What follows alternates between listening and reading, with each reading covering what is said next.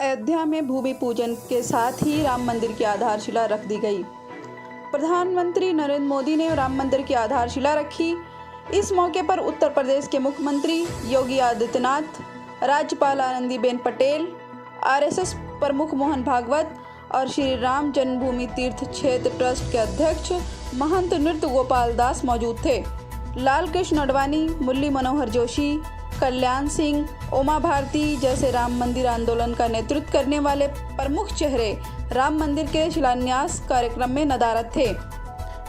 समारोह में प्रधानमंत्री, उत्तर प्रदेश के राज्यपाल, मुख्यमंत्री तो शामिल थे, लेकिन राष्ट्रपति रामनाथ कोविंद को आमंत्रित नहीं किया गया, जिस पर सवाल उठने लगे हैं। राष्ट्रपति रामनाथ कोविंद का संबंध दलित समुदाय से है, इसलिए लोग ये आरोप लगा रहे हैं कि दलित होने के चलते उन्हें राम मंदिर के भूमि पूजन कार्यक्रम में शामिल नहीं किया गया।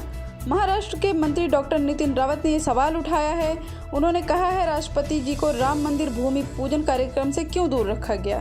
क्योंकि वो दलित हैं। संघ प्रमुख मोहन भागवत की भूमि पूजन कार्यक्रम में मौजूदगी पर सवाल उठाते हुए नितिन रावत ने कहा, आरएसएस चीफ वहां किस हैसियत से मौजूद हैं? उन्होंने बीजेपी पर राष्ट्रपति का अपमान करने और सरकार पर मनुवादी सोच दर्शाने का इल्जाम लगाया है। सोशल मीडिया पर काफी लोग ये सवाल उठा रहे हैं कि आखिर जब प्रधानमंत्री और उत्तर प्रदेश के मुख्यमंत्री भूमि पूजन कार्यक्रम में शामिल हुए तो फिर राष्ट्रपति को क्यों नहीं बुलाया गया?